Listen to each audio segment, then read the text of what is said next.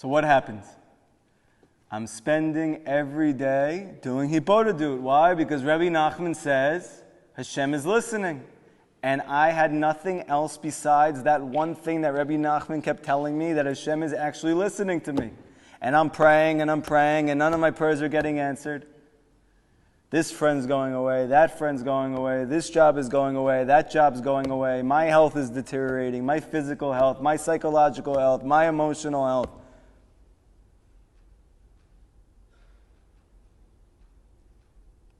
Every day I'm coming to Hashem, please help me.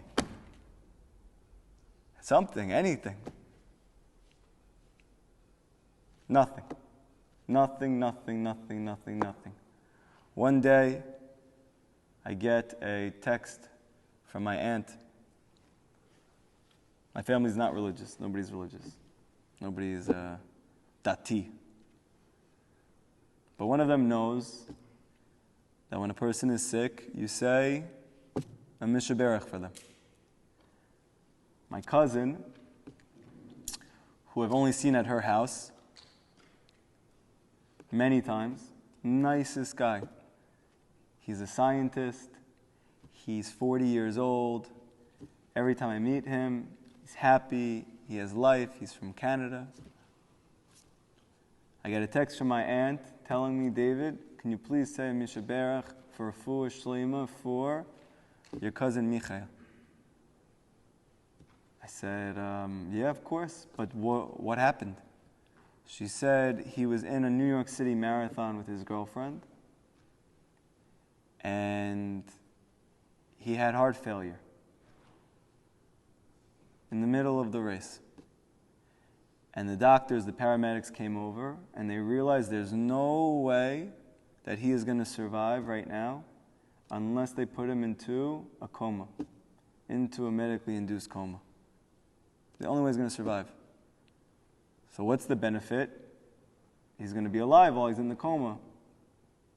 What's the potential drawback? The majority of people who come out of that coma come out of vegetable. He was healthy his whole entire life. In one moment, he's in heart failure, he's in a coma, his family thinks his life is over. The doctors are saying it's going to be okay, he's going to wake up. Do they really think that? Probably not. So what did I do as soon as I got that text? I asked for the address. Where is the hospital he's at? It's in Brooklyn. What's the address? She tells me. Now at this point I had started teaching, and I was teaching teenagers in the area. And I was starting to learn in yeshiva. I wasn't in kollel then. I quit my job as a mental health therapist so I could go learn Torah at below minimum wage. And I called my boss and I told him, I'm not coming into work today, I'm not coming in to learn. I have to go visit my cousin. He went into a coma and I have to go pray for him. I didn't tell my aunt I was going. I just asked for the address. And I went there, and the whole time I'm going there, I don't even know why I'm going there. Hashem never answered any of my prayers anyway. And I get in front of the hospital, and I'm sitting in front of the hospital in my car, and I'm crying for 30 minutes to Hashem in my Hitbodedut. Hashem, I don't know what I'm doing here. Hashem, the family doesn't even know what Judaism is. They don't even know, they never even heard of Hashem. I'm going in now in a white shirt and black pants, and they don't even know me. His mother doesn't know me, his brother doesn't know me, only his girlfriend knows me. I'm sitting there, it's like, I don't even know what I'm doing here. Hashem, please put words in my mouth that comfort this family. Please put words in my mouth that help my cousin Michael. I got out of the car. I'm about to walk into the hospital, and I get a text from my aunt. Hey, David, by the way, I don't know if you asked me for that address because you planned on visiting, but they don't want visitors. I drove all the way to Brooklyn. I just did a half an hour of Hitbodedut. I'm about to walk into the hospital through the door, but because I did a half an hour of Hitbodedut, I said, this is from Hashem. It's from Hashem.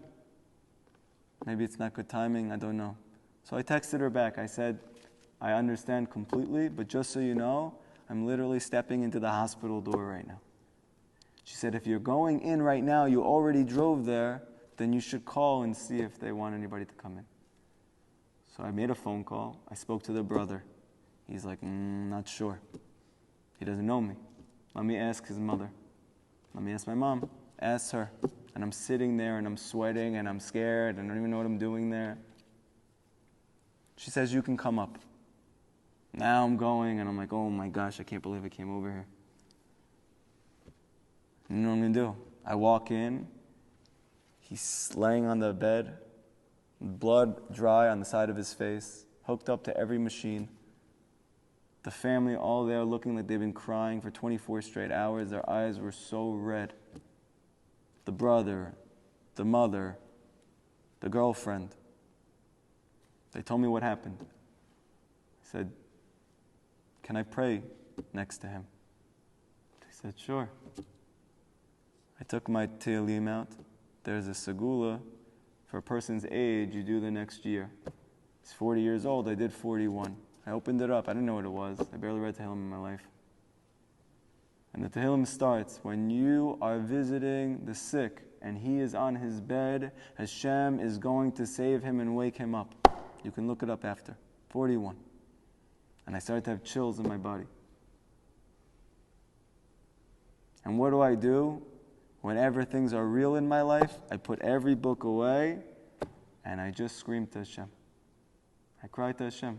I put the book down. 5 minutes, I'm talking to Hashem with my eyes closed. They don't hear me, just enough that I can hear. 10 minutes, 15 minutes, 20 minutes, 25 minutes, 30 minutes. This was the scariest, most intense prayer I had ever had in my life. I said to Hashem like this, Hashem, you have not answered one of my prayers. I left everything in my life because I believe in you.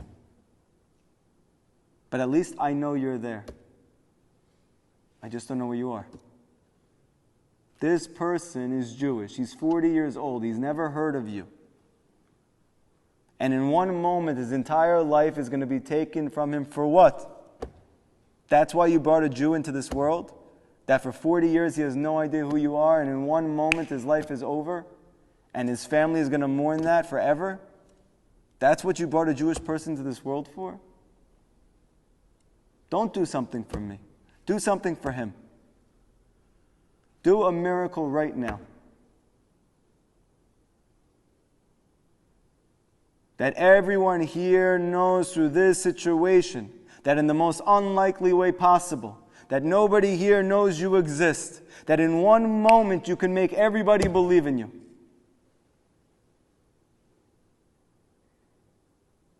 I said, I'm tired of not getting my prayers answered. I am not leaving this hospital until my cousin wakes up.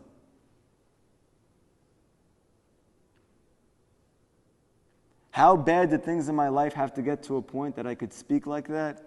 It took a lot of years of suffering and not getting answered. It wasn't just chutzpah. It just was out of energy. I was out of life. I couldn't keep having faith. Do something. Help me.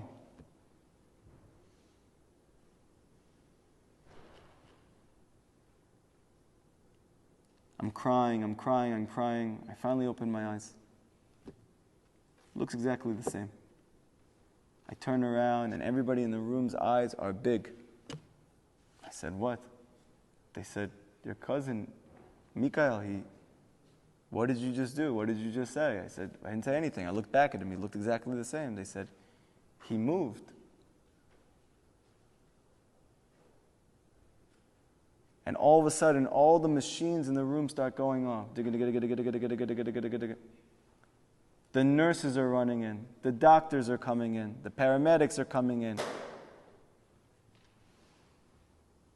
I was so jacked up from my Hitbodedut. I don't know if you guys have ever had a very intense Hitbodedut. I was so on fire from me finally saying the truth to Hashem. After years of doing Hitbodedut, to just say the truth. I'm walking out of the room because I felt I don't know what I'm even doing here. All these doctors, all these paramedics, all of this, all of that. I just said to Hashem, Hashem, doctors do not heal. Machines don't heal. Nurses don't heal. Show them you heal. And they're all running in. And I don't feel comfortable being in there anymore. I said to the family, I said, I know you don't know me. And I know you may not believe in God. I'm telling you right now, if you do not give up on your son, on your brother, on your boyfriend, you believe he's going to walk out of here with you, he is going to walk out fine, healthy 100%, out of the door with you. But you cannot give up belief that he will. And I walked out of the room. And I said, oh my God, what did I just say to them?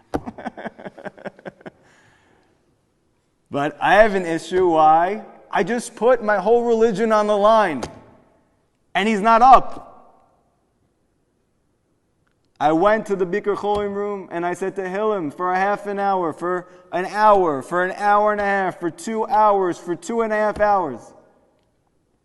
And I'm looking at my clock and I see I've been here for the whole entire day. And there are kids, Bukharian kids, who don't know what it means to be Jewish, who don't know Hashem exists. If I have an issue with Hashem, okay, that's my issue. Why should they suffer? I said, I have to leave. I have to leave.